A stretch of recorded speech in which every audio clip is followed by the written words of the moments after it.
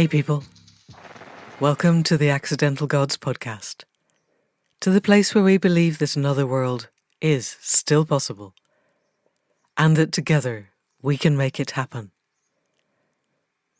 I'm Manda Scott, your host at this place on the web, where art meets activism, politics meets philosophy, and science meets spirituality, all in the service of conscious evolution. And my guests this week are two pilgrims, amongst other things. Bamber Hawes is a local artist that I met when we both joined Extinction Rebellion back in the heady days of 2019. He's an astonishingly creative, inspired and inspiring individual who made a giant Trojan horse and brought it to London in 2019, and then a giant shark and took it to London in 2020, and sadly it wasn't used, as you will hear, because COVID.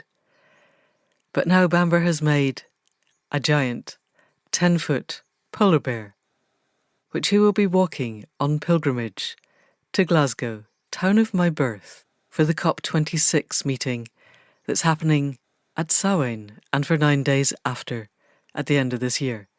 And for those of you who don't play in the Celtic calendar, that means it starts on the 1st of November. So, COP, Conference of All the Parties, 26, it is the 26th of these meetings. And this is the one where the great and the good of the political class of the world get together, and maybe this time they don't just make empty promises. Perhaps this time they will do something that they actually mean to keep. Because the Paris Climate Accord has done something. It has created a baseline that people are beginning to hold their governments to.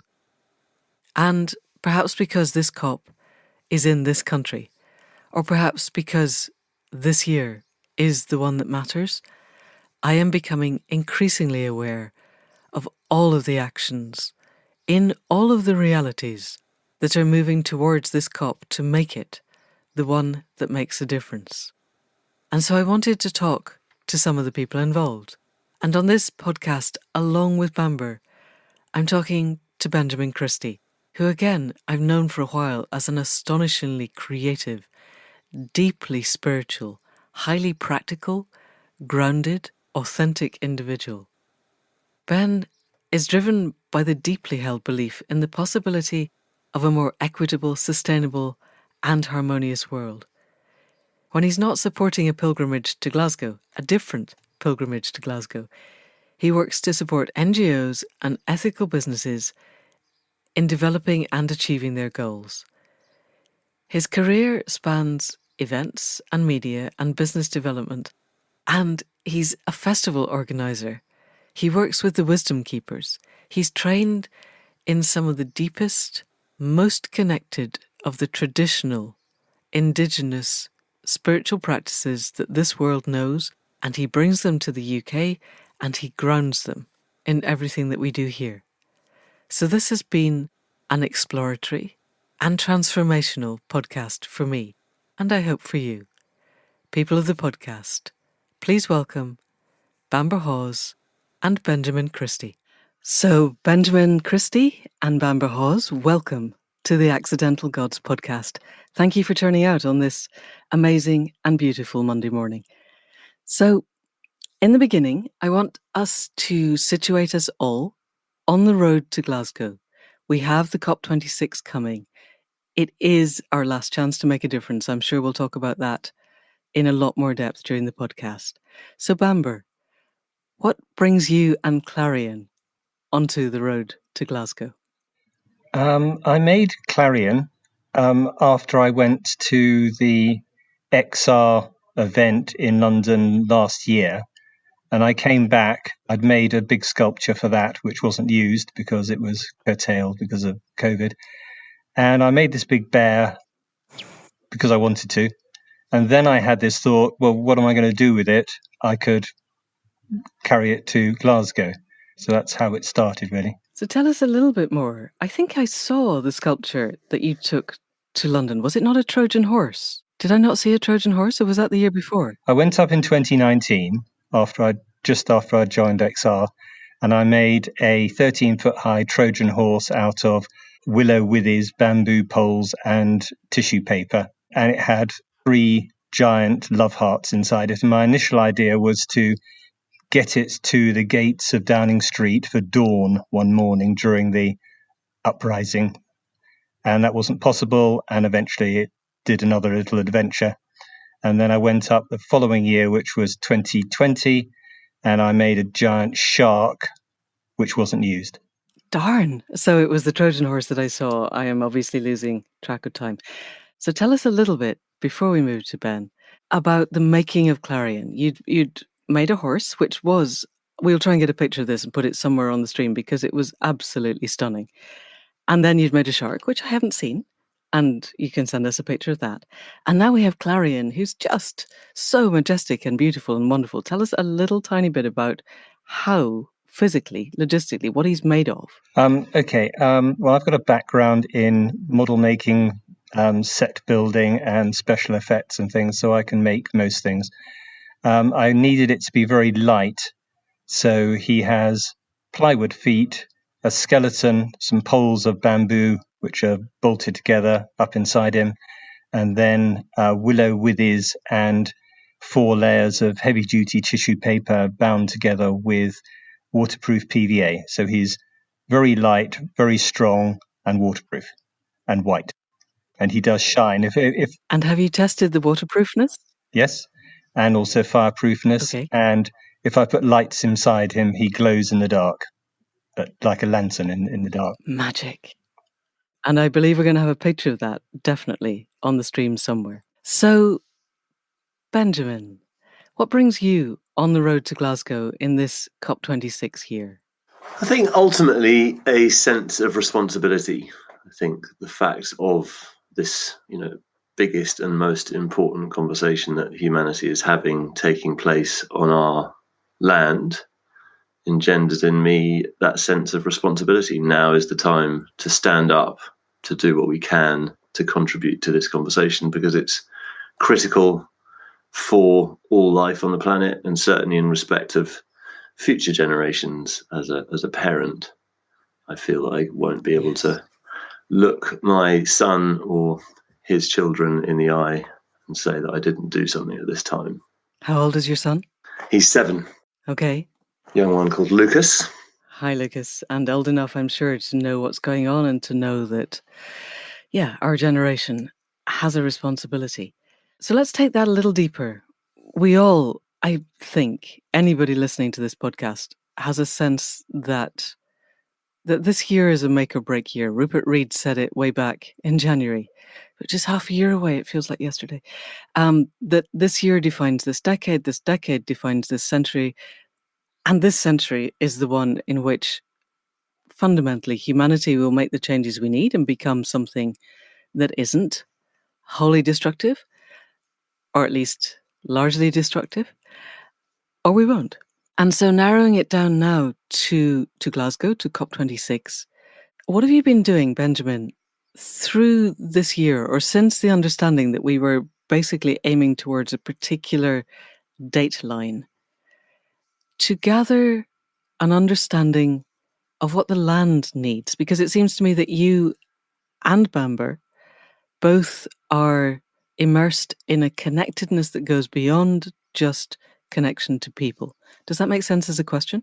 Yeah, very much. By way of some of my background, I think that I help organise a festival that we established 2 years ago called Medicine Festival, looking at how, what are the causes of the separation or the malaise that we observe in society and in our relationship with the earth, and how can we collectively or individually arrive at their antidote, the medicine that we seek to arrive at more harmonious and aligned ways of being individually and as communities.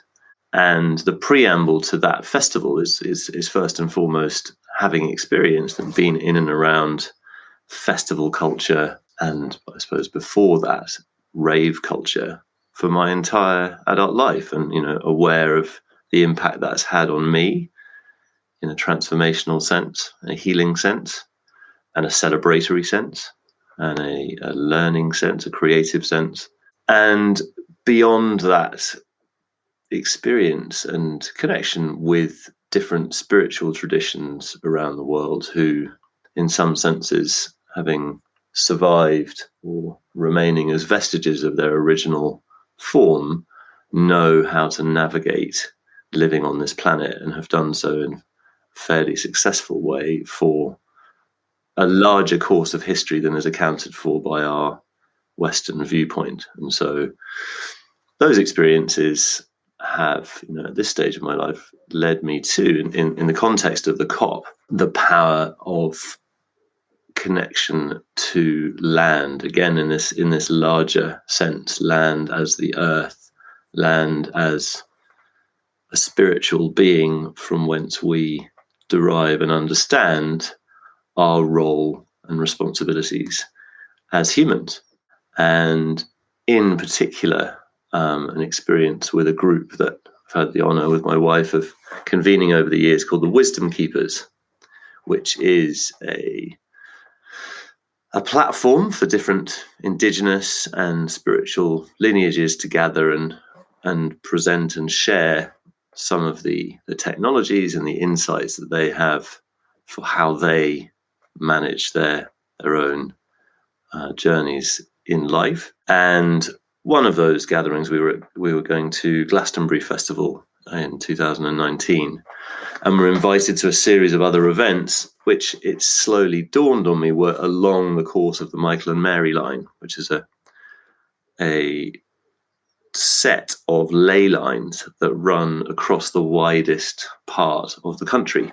And so in the course of realizing that we've been invited to Royston, which is an ancient place of initiation in Cambridgeshire, and then Avebury, and then Glastonbury, it dawned on me that those are all on this same line.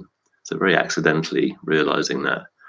And in, a gradually evolving awareness of some of the protocols and the practices that all of these traditions undertake, wanting to observe the protocols that are appropriate for hosting different traditions on different lands and asking for permission from local lawkeepers.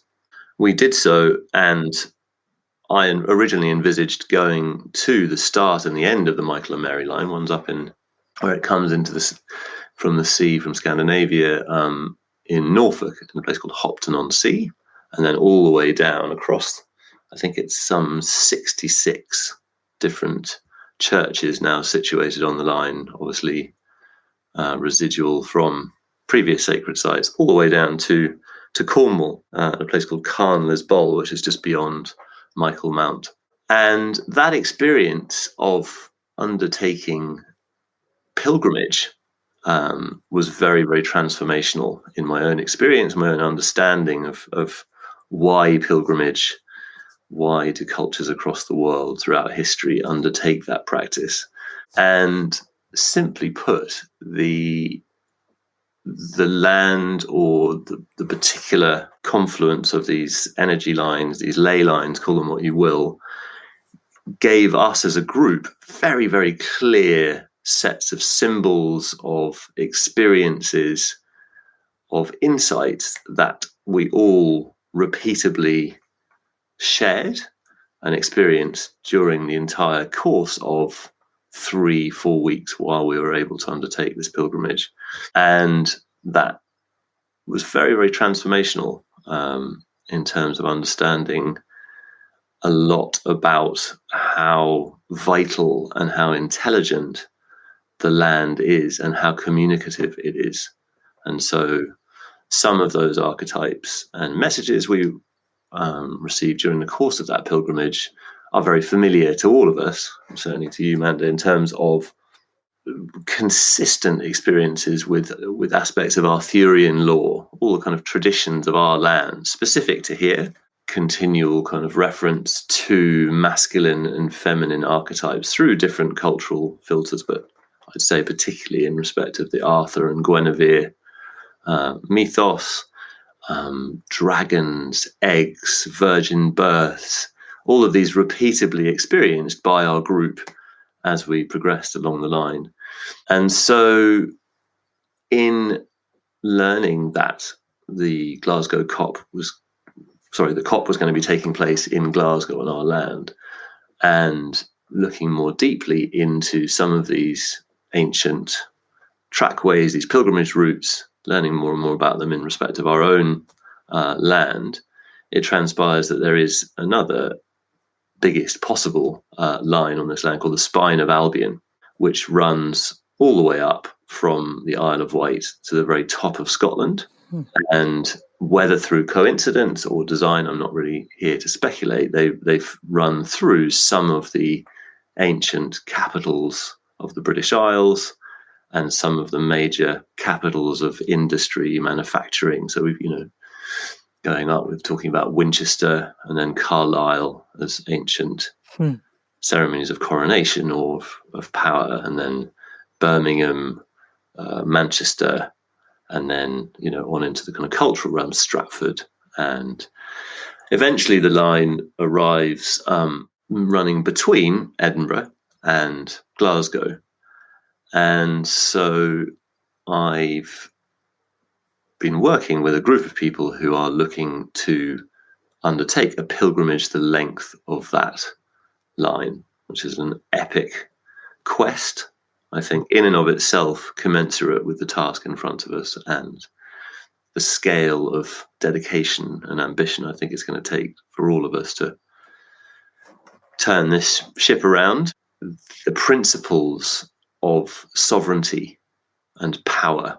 The line is, as I've understood it from people who've written books on the topic and other people who had long experience with it, it explores the notions of power. And in many ways, that is one of the larger reflections of what the COP, the climate change conversations are about. Which use are we going to put our power to? What are those responsibilities? What do we expect of those who have power? How do they arrive at that power? And ultimately, what are we going to do with the power that we have for, I don't want to say good or ill, for a more aligned relationship with each other and the earth, or more of what we're perceiving in life today? Fantastic. Thank you. So I want to come back directly to that question about how can we be good stewards of power, and how can your pilgrimage help us to align with that? But before we do that, let's move on to Bamber. So Bamber, Benjamin is planning a pilgrimage and you are planning a pilgrimage. Tell us your plans for your pilgrimage with Clarion, and how far you've got and where you're planning to go and how fluid they are. Okay. My plan is to walk the most direct route from Bishop's Castle in South Shropshire to Glasgow. So I've literally drawn a line on a map. It goes up to Carlisle and then angles over towards Glasgow. Because I'm lazy and I want to do the shortest route and I haven't got a lot of time. So I reckon that we can do 14 miles a day. I will do 22 days of walking at 14 miles a day, but I'm only asking other people to do 1 day. So it will start on day 1 with people from Bishop's Castle and the local area walking with me up towards Shrewsbury. And then I stay the night there, and I need to find somewhere for Clarion to stay the night. And then the next day I set off with a different group of people to walk up to Whitchurch, and it goes on. So logistically, it's a bloody nightmare because I've got to arrange 22 groups of people, 22, places for us to stay, and deal with, I was looking up local radio stations between here and Glasgow, and there's hundreds of them.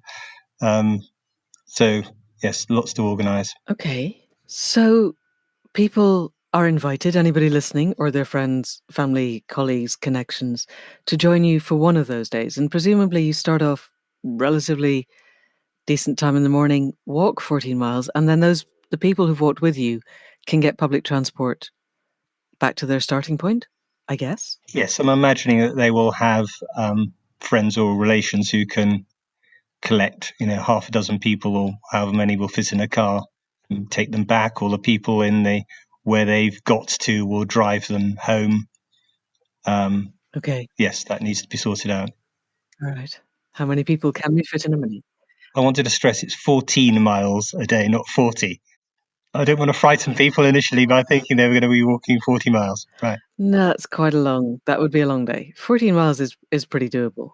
And I'm guessing you're not planning to go through bogs and over mountains. You're picking trackways and lanes? I've made a route which goes along B roads, paths, bridle paths, tow paths, trying to keep away from traffic.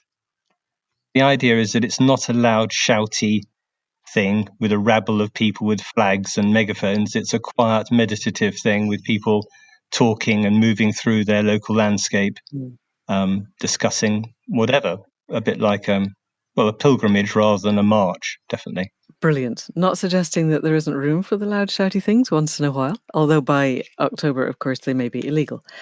But in the meantime, yes, this feels like a much more spiritually aligned event than some of the XR events that you and I have both been on. They have always had their spiritual component.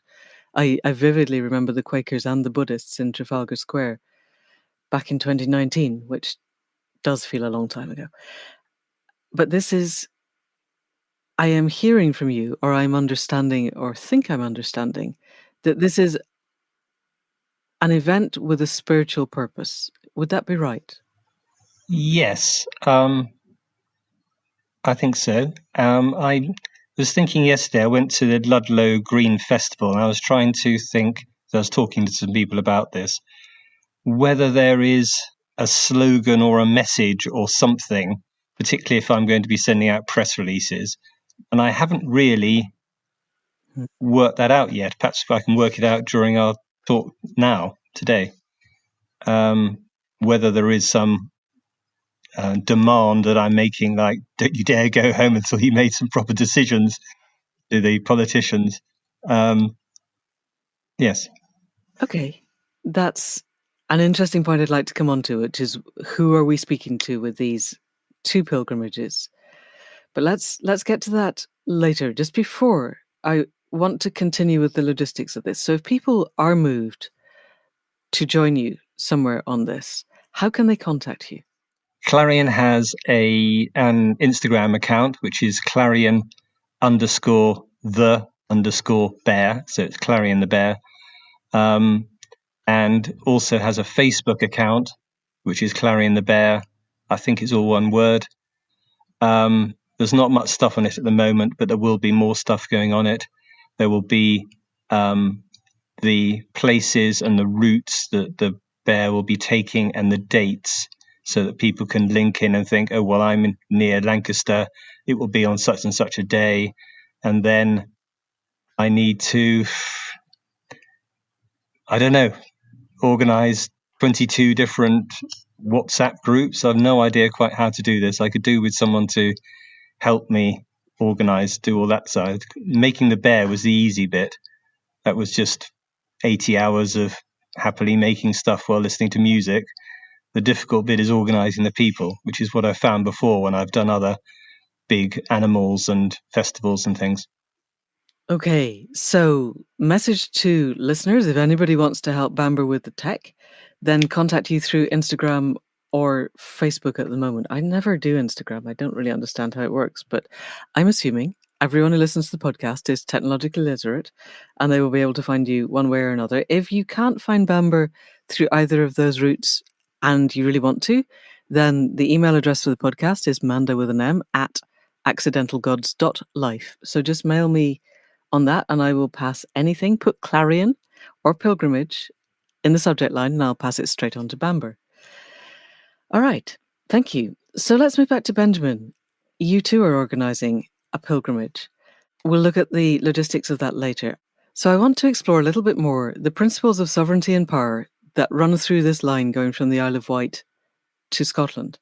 Because it seems to me that the crux of the problem of humanity at the moment is that we have grown our power enormously in the last few decades, really. I am heavily influenced by Daniel Schmachtenberger here. I suspect we'll be talking about this quite a lot on various podcasts, but for those who haven't got up to speed with that, his contention is that since the Second World War, when we created weapons that made winning a war no longer possible, because fundamentally we are now, if we spark any kind of big war, everybody loses. We've also grown all of our tech. We've grown our information technology, our digital technology, our biological technology, our chemical technology. The whole of our technological world has grown in power such that we are now on the singularity of the exponential curve, the point where the curve goes vertical. And what we haven't grown is our capacity to be good stewards of power. We don't have to be brilliant stewards of power, but we have to be good enough stewards of power. And we're still locked in a political system that seems, particularly in the UK, but essentially most of the nations around the world, to be locked in an 18th century zero-sum, we win, you lose, tribal, reductive, lowest common denominator mindset. I'd like to give a shout out to New Zealand because recently their entire cabinet took a 20% pay cut, which is wonderful. And places like Taiwan and Estonia are using modern technology in truly creative ways to create genuinely, at least on a nation state, ways of collaborating and creating a new kind of democracy. We're working here, both Bamber and Benjamin, it seems to me, on a level where we're connecting with the land and asking of it, how can we be good enough stewards of power? And what I'm not clear on in this is, where does the sovereignty come into it? What is it about sovereignty, which has become something of a buzzword in the last 2 or 3 years?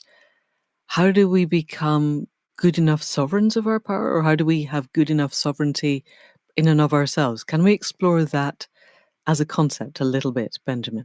Thanks, Manda. I think going directly to this concept of sovereignty, I think there's an important distinction that I've arrived at in my own explorations around this topic, this theme, is that when we speak of sovereignty in contemporary political discourse, I think what we're often talking about is about freedom, is about the ability to act as individuals or as communities free from the encumbrance, essentially, of capitalism, of economic necessity, or whatever that construct is that we are all operating under the confines of. And so I think that is how people have come to understand the concept, the principle of sovereignty, and being able to arrive back at a degree of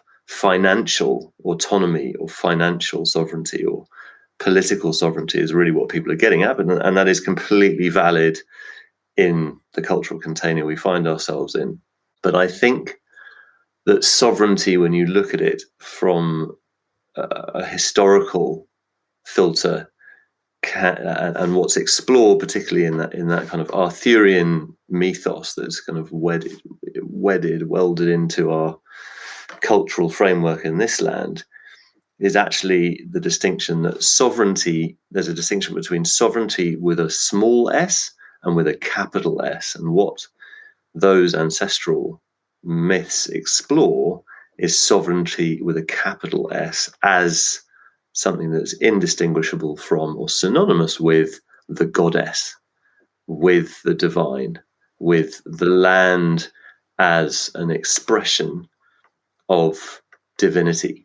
And that's something that's difficult for us to access or contemplate from our cultural viewpoint. But if you look at many, many other cultures, that distinction has never been arrived at. Pachamama, the earth as the goddess. And if you think back to the Gnostic traditions and mythos as well, those pieces become synonymous. And ultimately, as I've sat with this over a good long while, when we are trying to arrive at alignment, and your original question of how do we manage this power that we have, there is a sense that we have forgotten during the course of our cultural journey that ultimately power or in fact, all life comes from the earth. Without her, we do not have oxygen. We do not have water. We certainly do not have food.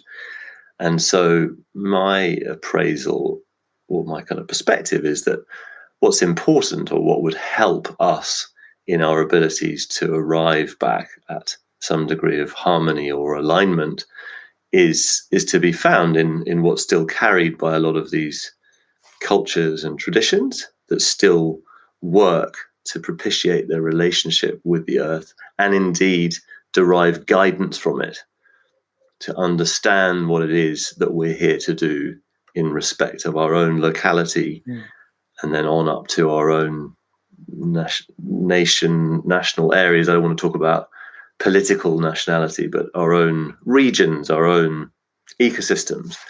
And, I appreciate that's a very alien concept to explore from, the kind of scientific materialist paradigm that somehow doesn't accord any intelligence or agency to Earth. And that's perceivable from our legal framework. If you ever look at the filter of rights of nature as a set of principles that we might bring back into law, land has no agency. It is just a dead resource to be exploited or owned. It doesn't have any personhood, which is an odd concept to even bring up. And so my understanding of this pilgrimage, let's say, that goes to a place where the world is convened to explore and develop a sense of responsibility, or an ability to kind of come into greater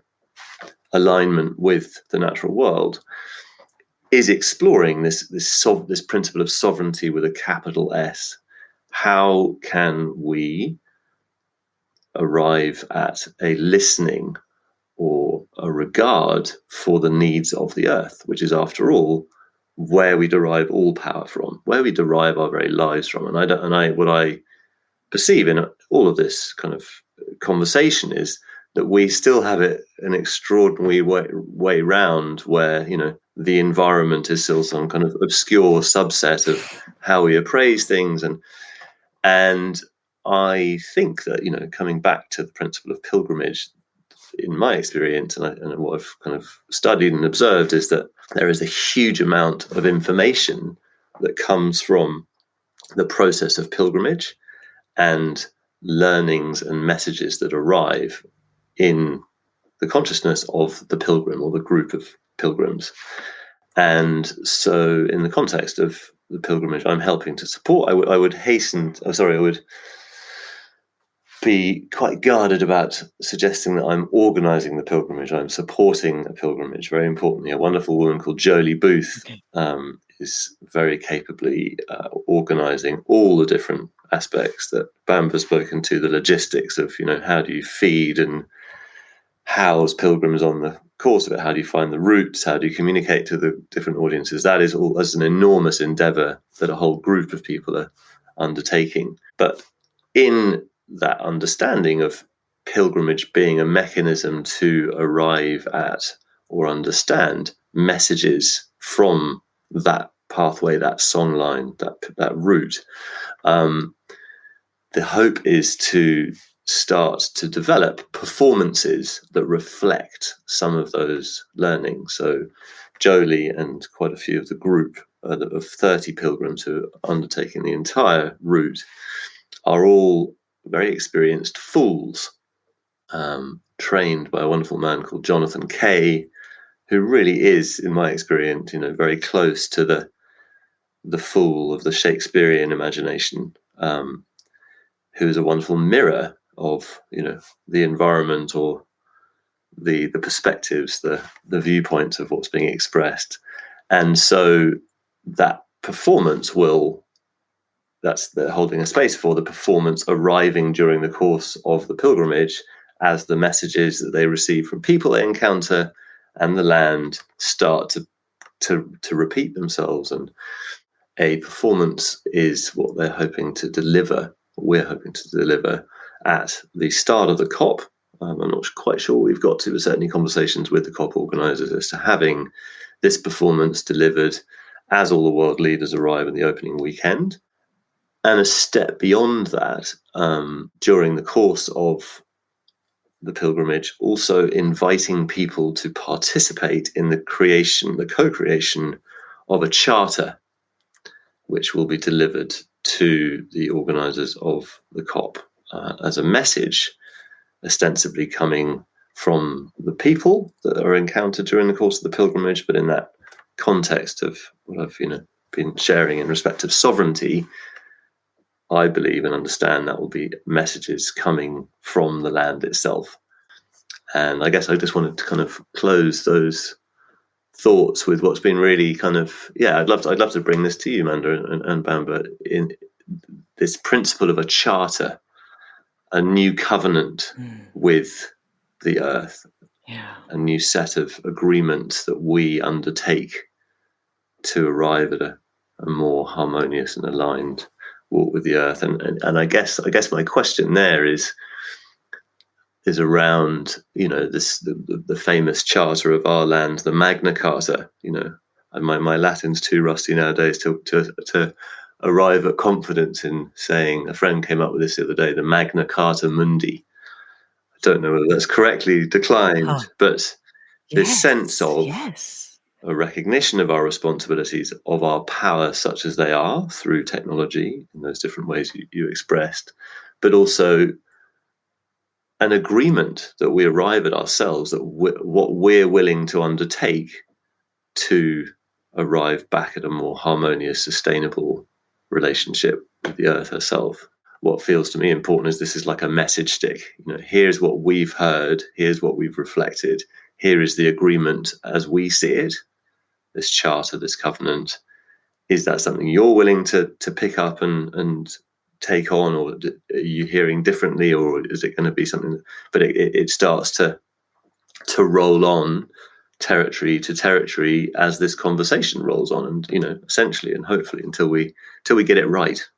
Yes. So it's essentially a crowdsourced covenant for the whole world in the end, but we're starting with it being crowdsourced from the pilgrimage and the route of the pilgrimage. Is that what I'm hearing? Is that right? Very much so. But for me, and again, I'd love to unpack this a little bit. That distinction between sovereignty with a capital S and that consciousness or that possibility.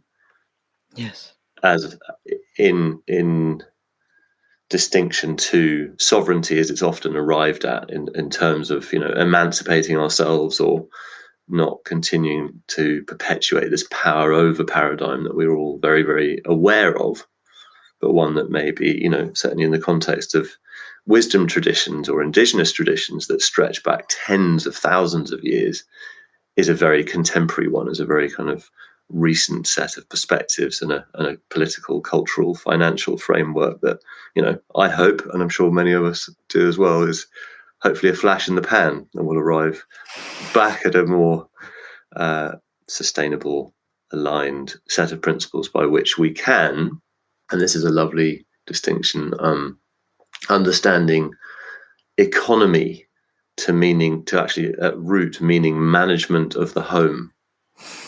How do we manage our home? Yes, when our home is the earth. When our home is the earth. Yes, that's Kate Rayworth's starting point. So I'd love to unpick this some more with Bamber in on the conversation, because this feels like it is going back to talk to the earth. It's also going back to the roots of what got us to where we are, because there was the Charter of the Forest in the UK and then the Magna Carta, and to an extent we exported the principles of those to the lands we then colonized. And it was Churchill, I think, who said that democracy is the worst system ever invented for deciding how to do things, except for all the others. And it was fair enough at the time, and it was probably better than some of the others that were an option, but I'm sure we can do much, much better now. So I have a couple of questions first. Just purely in logistical terms, are you talking to Client Earth and to the lawyers who really get this? Because there seemed to me quite a lot of legal minds now. We talk quite a lot to Mathieu Rahman on this podcast, who are legally trained and understand that side of the world, and yet also really believe in sovereignty with a capital S. Is that input happening? I with another hat on, work in and around supporting the journey towards rights of nature for water. And so, that comes from a legal perspective in that kind of idiom, as it were, in and amongst working with kind of practical initiatives like river cleanups, and so and a kind of more traditional political lobby. But essentially, for me, the most important tenet of that long term is that we arrive at enshrining the rights of nature into our, these are our de facto frameworks we have. That's how we navigate our relationships with the earth and with each other, these legal frameworks. And so how to integrate the rights of nature for, the very fabric of our home seems to be a very, very important journey to take. And there is a sense that is making headway. People are starting to appreciate, we live in a finite planet with finite resources, and therefore there has to be some way of giving them some sort of agency in any of these conversations, which seems entirely and somewhat accidentally absent. So I'm sure you've explored that in the course of the podcast, the Wanganui and Lake Erie, and even the River Frome. Efforts made there by the local council to actually take that first step within the context of our legal framework here in the UK. Yes, and around the world. Mm-hmm. So, Bamber, bringing you into the conversation, in a sense, you began your pilgrimage with Clarion last year in London, and you began to build 80 hours. I'm in awe. 80 hours building the gloriousness that he is. Have you, in the way that the Isle of Wight to Scotland pilgrimage has, do you have a sense of drawing stories with you? And if not, what is it that Clarion represents, and what is it he carries, and what is it that he brings from England to Scotland on his route? First of all, Clarion is a polar bear, but I don't see him as a cuddly polar bear. He's a huge, majestic, angry, bemused, bewildered animal that, if he was alive, could run at 25 miles an hour and rip your head off. I think I'm willing to start this and discover along the way. I don't want to nail it down too much at the beginning and prepare banners or something and print things out. I think it will evolve. I know it's scary doing it that way, but I think there is a purpose in a pilgrimage. Have either of you read the book by Satish Kumar about his pilgrimage from India to the 4 nuclear powers back in the early 60s when he was a young man? When he set off from India without money, 2 chaps who decided starting to walk to Moscow and then on to Paris and London and then to Washington.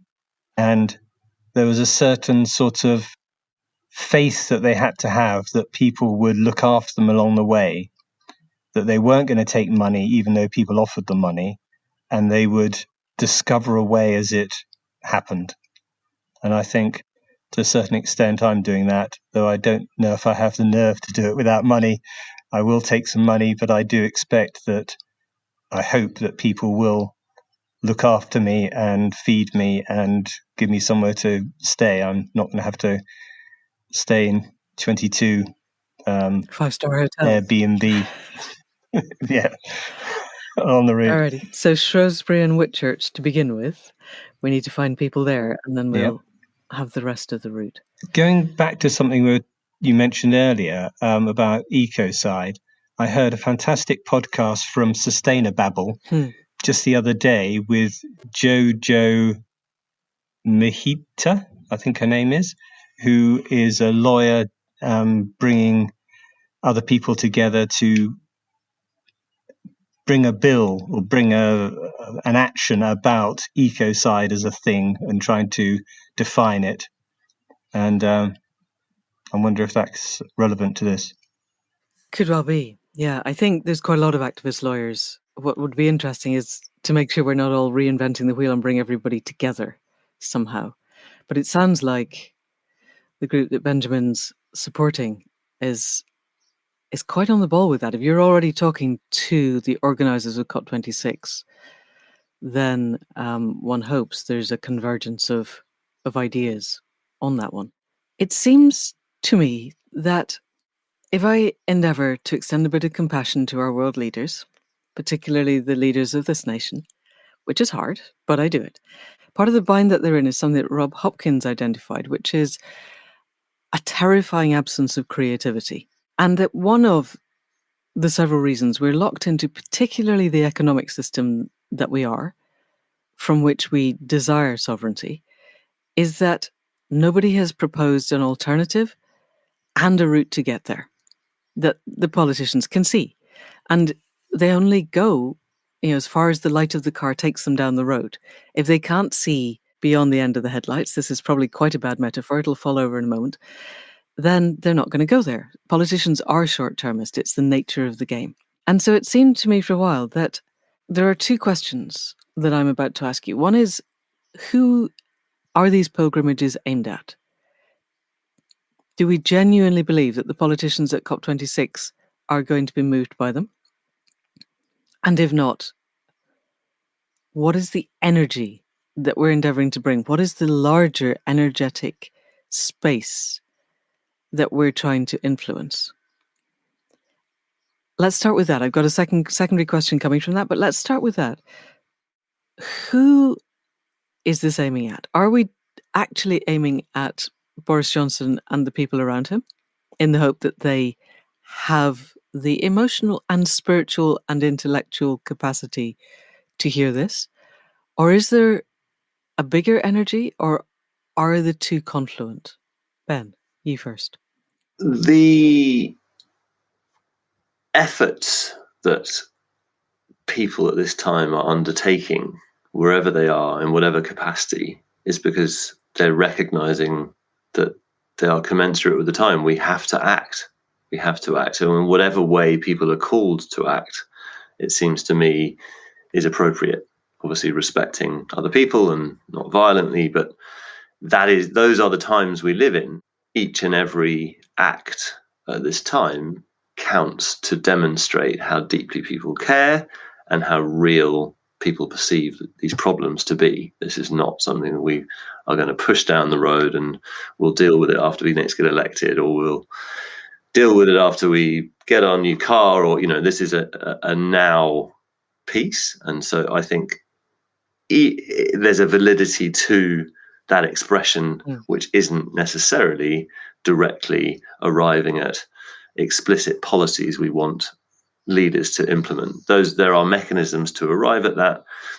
But yes, particular to this action, I believe that there's a disconnect here between land and us, or as I kind of referred to earlier on, this misappraisal of, this exploration of power presumes that we're the ones with all the power and what we say goes, or, that's how it's going to be. And very clearly, when we're dealing with a being or an entity or, a lump of rock flying through space of that scale, if its systems are destabilized by our inputs, then we have got nothing we are able to do that's going to stop those feedback loops being, vastly impactful on not just us, but every other species on the planet.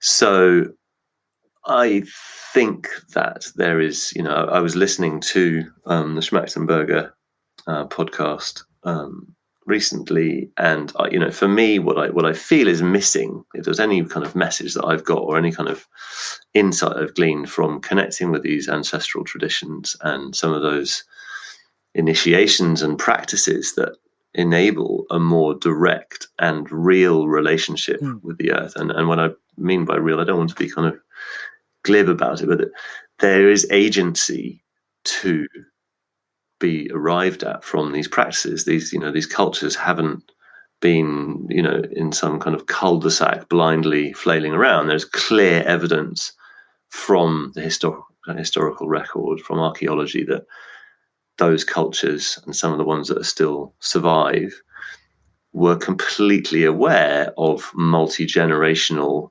ecosystem management and the ability to maintain their relationship and the stability of their local environment and their populations. Like, this isn't, there's this kind of sense that we're somehow on the cutting edge of history, and all of these realizations and these technologies are ones that only we have ever had, that somehow Homo sapiens sapiens has not had the ability to articulate and be aware of some of these concepts and ideas.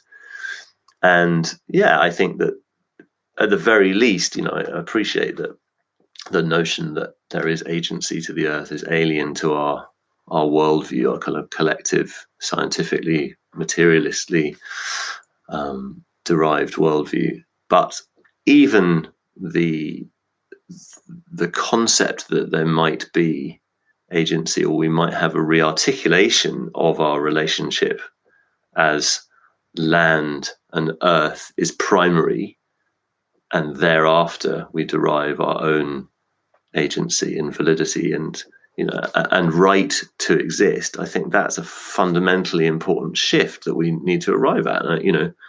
And when one gets apocalyptic about what might be coming down the line, I feel like very substantial disasters might well help our civilizations reappraise how the order of power actually is, and maybe that might shift. I don't want to get all biblical about it in that kind of sense of bring the fire and brimstone, but one can imagine that shocking our kind of cultural framework quite substantially, such that we think, wow, we better really take care of the life support systems, otherwise there ain't going to be no life. You'd like to think. I suspect. I would like to believe you're right. Basic human psychology suggests that when we get under threat, we double down and try and do more of what we were doing already. I'm not certain. There is a heat dome as we speak over North America, and the denialists have gone into overdrive. It's very interesting to watch if you watch certain aspects of social media, which I probably do to excess. But yes, I think, so definitely it's not alien to this podcast, the concept that the earth has agency and that we can connect to it. As we're heading towards the end, I'm going to come back to Bamber in a moment, but Benjamin, I want to stay with you for a moment. Is there anything that you can share with people listening who want to connect to the earth, who are perhaps in the early steps of doing that? A personal practice that you have that works for you, that is shareable, and that people could begin to explore? Very much so. I think, back to this point of just a conceptual notion that, in fact, the earth is vastly intelligent. We talk about the intelligence of nature, really sitting with that notion and just marveling at it and taking that on into, yes, I think very, very simple practices, observing a general principle of give first and then receive. So if you find yourself in a place where you feel like you'd like to connect with the earth, or maybe get a message or get some guidance, or just connect in and of itself, a first principle might be to make an offering of anything you feel is appropriate. Can be, often if I find myself without something on me, I actually use a hair, just pull a hair out and give that to the earth, and then listen. Take a few moments to see if something arrives, in some way, whether it's a thought or a sound or something that you suddenly see or just feel. And I guess the other, very simple principle is that if at first you don't succeed, try again, because there's such precedent for practices like that in so many different colorful ways, but actually having that trust to keep trying a few times. And I guess all I can do is really hold or reassure people that something is going to arise, and that it's like a muscle. You just practice, and sooner or later, my understanding, my experience is finding that you do get quite crisp, clear, very intelligent communication. It's not the kind of wispy mists, and it's a very immediate and intelligent communication, and it's a very profound experience to have coming out of a cultural container which doesn't necessarily posit that exists or that's possible. Brilliant. And what we're finding in the shamanic worlds is that the amount of help seems to be ramping up. Are you finding that also? Yeah, I mean, one of the gifts in terms of my particular role in this group that's come together around this Spine of Albion pilgrimage, which you'll find I haven't mentioned the website, it's called Listening to the Land, is supporting ceremonies along the course of the line. And one of the kind of wonderful, that's something that I'm much called to and really enjoy, reaching out and connecting to people who are dowsers or work with land energies, or there's different filters and descriptions that people give themselves around why they might do this, but the fact is that they're called to do it in one way or another. And in the course of meeting quite a few groups across the country who do this work, and they spend their time doing so, is a very palpable sense of the land being on the move, of these other realms, these other beings recognizing that this is the time. And that's spoken of in prophecy, that's spoken of in some of the myths that you find around the world, that there is talk of there being this great turning, this great moment of reflection, or a shift in perception, a shift in kind of appraisal and understanding of how we are as a species and how we relate to each other and the world. Beautiful. Thank you. So Bamber, in closing, we'll come to the actual logistics of what date and time Clarion's leaving, but is there anything from your own spiritual practice that you could share with listeners that helps you to connect with the land and the times that we're in? Since January this year, I have been in training for this pilgrimage, because I've got to be fit enough to do 22 days at 14 miles a day, 306 miles, I worked out from Ordnance Survey maps. So every week I go for a walk in the area. I walk from home to somewhere and back again, about 18 to 20 miles. And it's fantastic, because I'm very fortunate to live in South Shropshire, where we've got the Long Mynd and we've got beautiful hills and places to walk. So it's just me walking for 6 hours up and down hills, getting lost.